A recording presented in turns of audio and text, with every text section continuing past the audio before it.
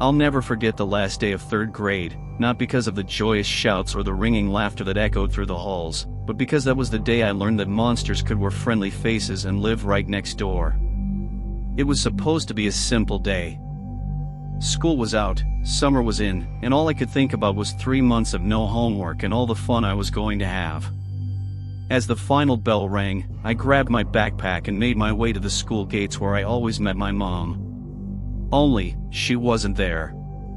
Instead, there was Mr. Whitaker, our neighbor, standing by his rusty old car parked a little too close to the curb. "Hey, Jordan," he called out, waving me over with a too bright smile. "Your mom got held up at work. She asked me to drive you home." Now, I'd always been told not to go with strangers, but Mr. Whitaker wasn't exactly a stranger. I'd seen him around, though we kids always steered clear of him. There was something unsettling in the way he watched us play from his porch. But my mom had once said something about having an emergency plan, so, after a moment of hesitation, I walked over to him. As I got into his car, the hair on the back of my neck stood up. The car was cluttered with old fast food wrappers and smelled like mothballs. As we drove away, he didn't take the usual route to my house. Instead, he turned down a street I didn't recognize. Taking a shortcut, he muttered when he caught my puzzled look in the rearview mirror. I tried to convince myself that everything was okay, but as he began talking about how kids should always listen to adults, especially when they were helping out their parents, a cold feeling settled in my stomach. Then, my eyes caught something in the back seat, a coil of rope and what looked like a blindfold. My heart started racing. This wasn't right. "Where are we really going, Mr. Whitaker?" I asked, trying to keep my voice steady. He didn't answer, just tightened his grip on the steering wheel. I knew I had to do something, and fast. His eyes met mine in the mirror again, colder now, more calculating. He began to tell me a story, his voice dropping to a whisper. It was about a boy who never listened, who ended up lost and never found. The tale was filled with veiled threats, and my pulse thundered in my ears. As we approached a stop sign, I made up my mind. I couldn't let whatever was about to happen. As the car slowed, I unbuckled my seatbelt, threw open the door, and ran as fast as my legs could carry me, screaming for help at the top of my lungs. Behind me, I could hear Mr. Whitaker's footsteps pounding on the pavement and his voice, shrill and angry, calling for me to come back. I didn't look back, not even once. I just kept running until I saw a woman walking her dog. I must have looked a sight because she immediately stopped and asked if I was okay. Between gasps for air, I managed to tell her what happened. She took one look at Mr. Whitaker, who had slowed down and was now watching us warily from a distance, and quickly dialed 911. The police arrived within minutes, and not long after, so did my mom, her face pale and her eyes wide with fear. I had never been so relieved to see her. Mr. Whitaker was taken away in handcuffs, and later we found out that he had planned to move out of town that very day. If I hadn't run, I might not have had the chance to tell this story. Sitting here now, years later, I can still feel the echoes of that fear. It was a lesson I learned early on, that the world isn't always safe, and you can't always trust a familiar face. But it also taught me about the strength we have inside us, the kind that can surge up when we're in danger, the kind that can save us. That day changed me. It made me more cautious, more aware of my surroundings. But it also showed me that there are always people ready to help, even strangers. The lady with the dog, the police, and most of all, my mom, who held me tight and promised that she would always make sure I was safe. So, if there's anything I'd want you to take away from this story, it's this: trust your instincts. If something feels wrong, it probably is. And never underestimate the power of asking for help. In the scariest moments, it might just be what saves you.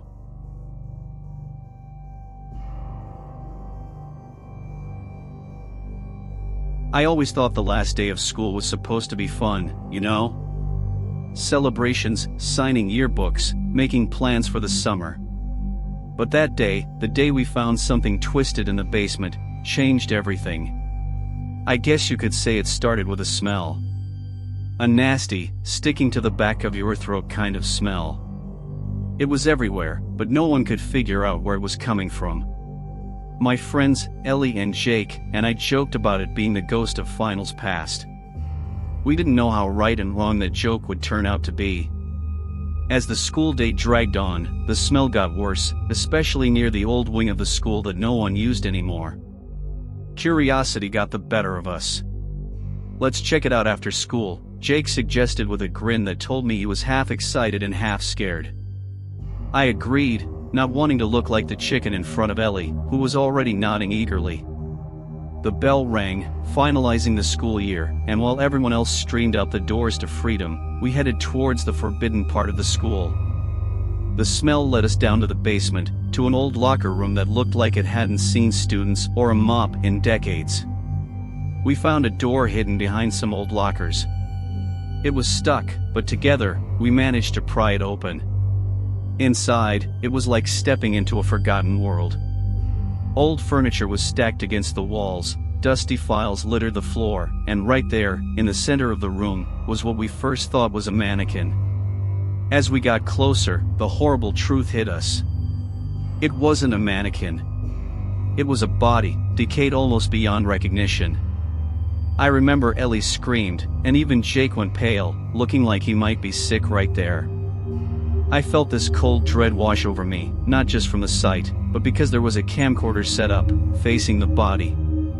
It was still running, the little red light blinking like an evil eye. Someone had been watching this. Watching us. We heard a door slam somewhere above us, and footsteps started coming down the stairs. Heavy, slow footsteps that echoed in the empty halls. Panic kicked in. We hid behind a desk, barely daring to breathe. The janitor walked in, dragging something heavy behind him. He was humming to himself, a tune that sounded like it belonged in a horror movie.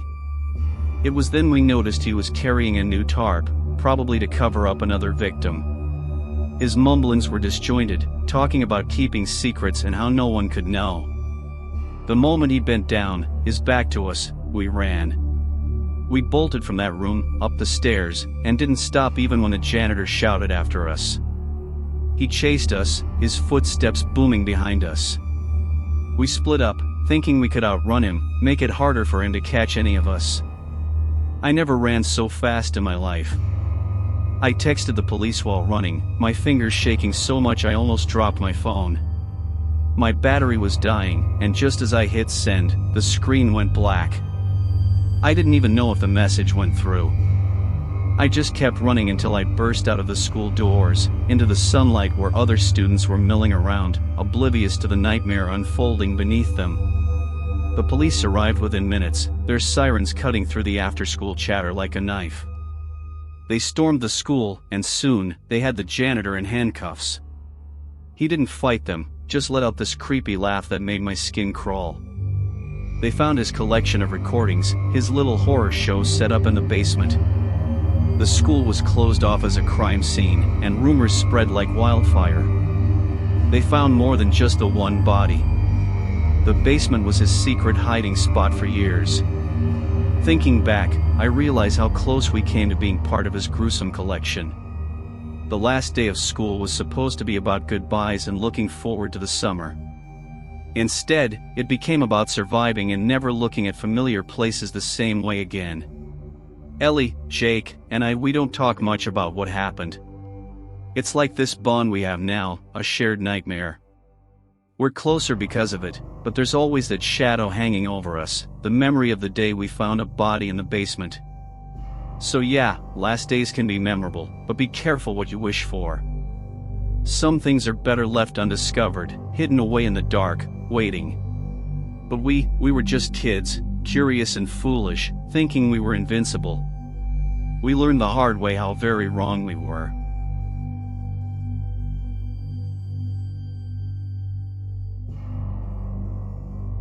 I always thought the last day of high school was supposed to be all cheers and silly string, not creeping through the dark, dusty halls of an abandoned factory. But here we were, me and my 3 best friends, standing before the old Gates manufacturing plant, hearts pounding and flashlights ready. It was our stupid rite of passage, our way to end the school year with a bang. Or, get haunted for life. The factory had been closed down for like a decade, but before that, it was the heartbeat of our little town. Now, it was just this massive, eerie shell rumored to be cursed. Kids in school said it was the place where dreams went to die, and by dreams, I mean trespassers who were too nosy for their own good. Yet, there we were, about to be those nosy trespassers. We climbed over the rusted fence, the metal cold and unforgiving under our hands. As soon as we landed on the other side, the reality of our adventure hit me. The building loomed like a giant, the broken windows gaping like dark eyes watching us. "Come on, Marcus, don't chicken out now," Jenny teased, her voice a mix of excitement and a tiny bit of fear. She led the way, her flashlight cutting through the blackness ahead.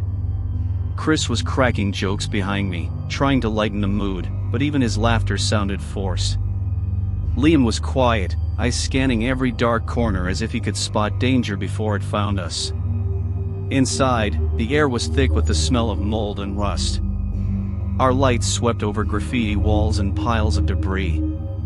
Someone had been here before us, leaving behind a trail of stories in spray paint and broken glass.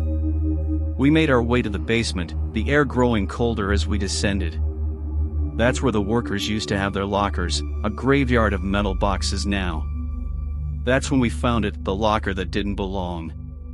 It was cleaner, almost preserved, with a heavy padlock that didn't match the rust on the others. Chris, ever the brave one, or maybe just the dumb one, smashed the padlock with a rock. The locker door creaked open, revealing personal stuff that looked way too recent for an abandoned place. A phone, some clothes, and a wallet, stuff that said someone had been here, maybe was still here. That bang from upstairs nearly made me jump out of my skin. It was like a door slamming shut, but heavy, echoing through the empty factory.